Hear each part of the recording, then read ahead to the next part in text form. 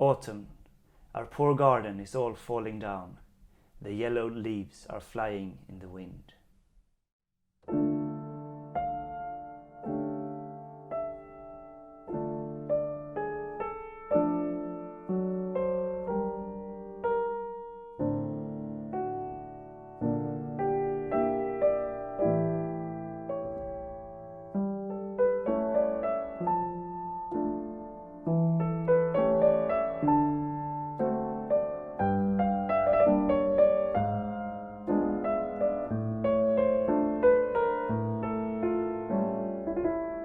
This is another piece from Tchaikovsky's 12 Seasons for piano.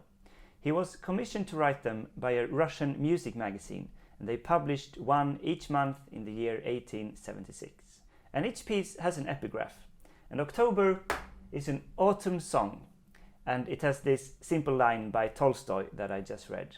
And it's a quite sad and sorrowful piece. The right hand plays a melody just stating how bad it feels. And this would be Tchaikovsky's answer to Chopin's nocturnes or Brahms' intermezzos. And the Russian version here, it's more painful, it's more openly bleeding heart.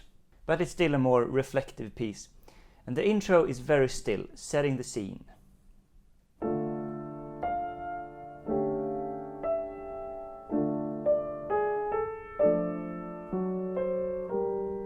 We have these lonely notes in the right hand. And we have the same in the Chopin Nocturne in C minor. It also starts with just lonely notes in the high register of the right hand. And then the mechanism that Tchaikovsky uses a lot throughout this piece to create the pain is using suspension of melodic notes over changing harmonies. So here we get the D minor harmony. And then he changes the chord underneath the melody, but the melody note stays where it is. That creates this aching tension. So this is a A7th with a D in the bass, but with this, and then it's resolved. So changing, suspension, resolve, and then again changing. So it's a suspension to the second bar. So everything now.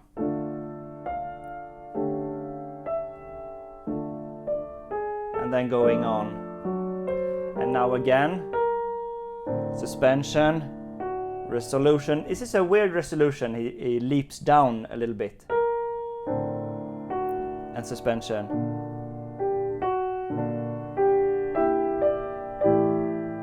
and for the final chord it's a suspension on the beat. But you can't just create this tension by using the formula. Tchaikovsky is a master of writing melody, and this melody that comes here in the second phrase, it's really melting melancholic melody.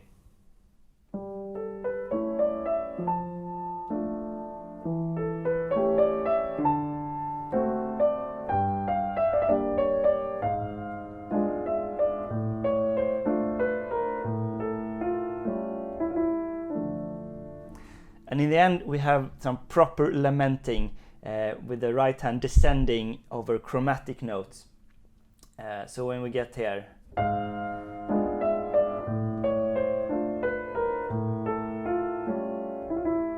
so we have accents on the chromatic note. It's really emphasizing the friction and the pain in the music. It's like everything is bad and painful and hopeless, so what's the use?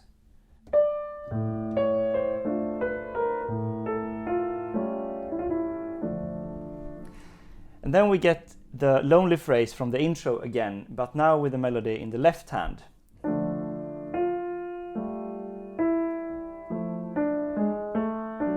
And then the right hand plays a new melody above it. So it's not as lonely in the beginning, because we have two voices that are kind of talking to each other in a dialogue. And this dialogue feature is also present later in the piece a lot. So if I just play the two voices here.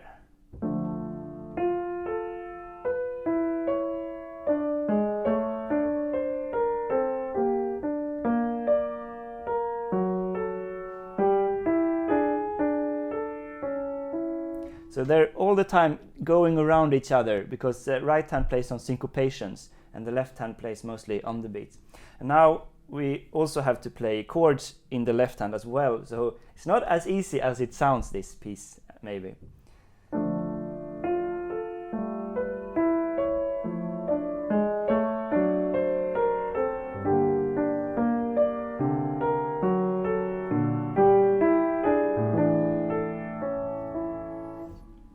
Okay, and then we have a new phrase. It's the scale upward again, but in a new harmony, slightly more to the major side, at least in the beginning, and the dialogue continues here.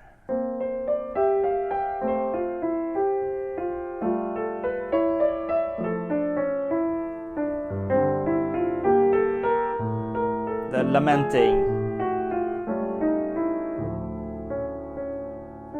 And coming down all the way to a D minor down here. So this is the first page of the piece, and now what follows is maybe a new section, but it's hard to decide if it's a new section or a new phrase because it's very much the same as before, with a accompaniment figure in the left hand. But this is a little bit more to the major side now.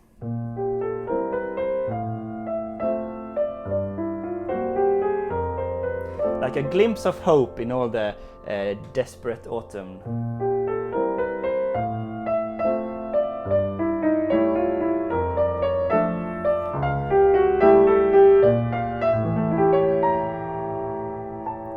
So we get a small crescendo here, but this is the most we're gonna get out of this piece, because it's not really about letting strong emotions out, it's much more about contemplation and reflection. But anyway, we get a little bit of direction here and culmination.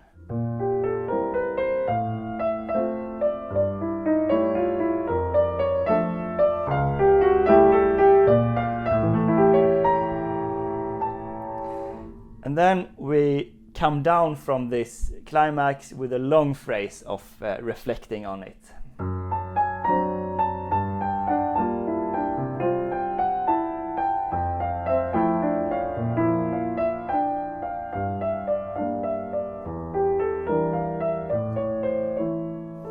It's so lovely and beautiful music, this. So a long 4-bar phrase, and you can see here there are suspensions. He really gets the maximum amount out of the suspensions. So instead of just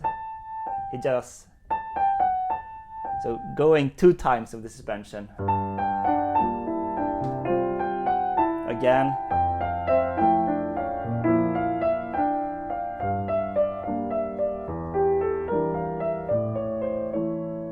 Now this whole phrase comes 2 times, and the second time I do more of the left hand because we still have a left hand playing a voice underneath, and it's a dialogue, and it plays kind of the same thing, this.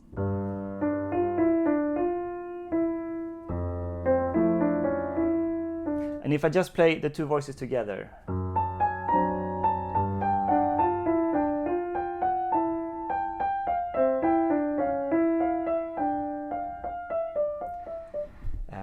And this is really hard to get the balance right, because we have to play bass and accompaniment in the left hand as well.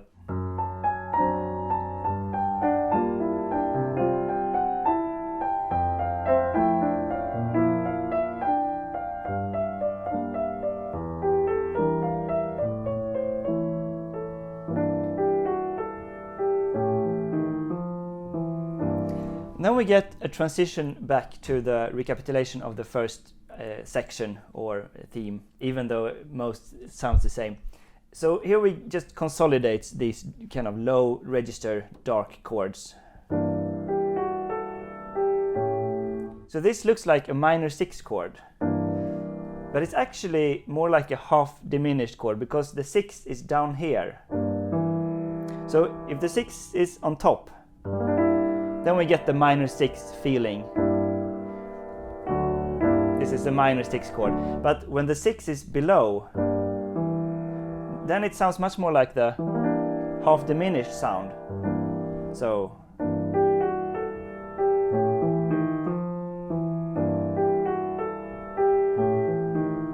and here we get a small cadenza in the left hand.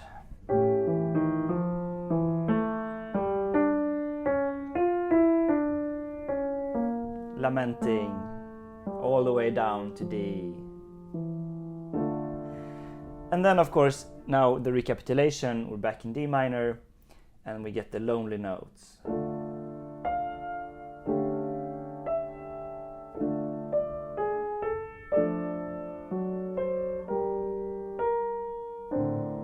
Friction.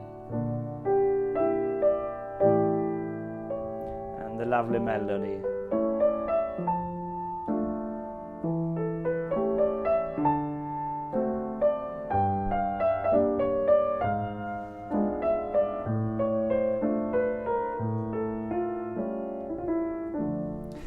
Then basically we get a whole repetition of the first page. So then when we get to the end, there is a coda of kind of similar to the transition with these harmonies in the low register, but it's even more losing energy and gradually dying away. So if I play the last lamenting.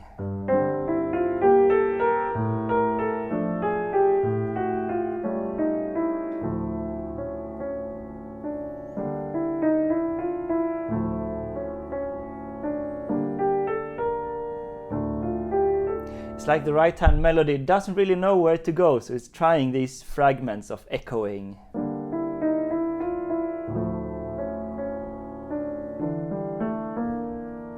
Now falling down in the low register and just fading out.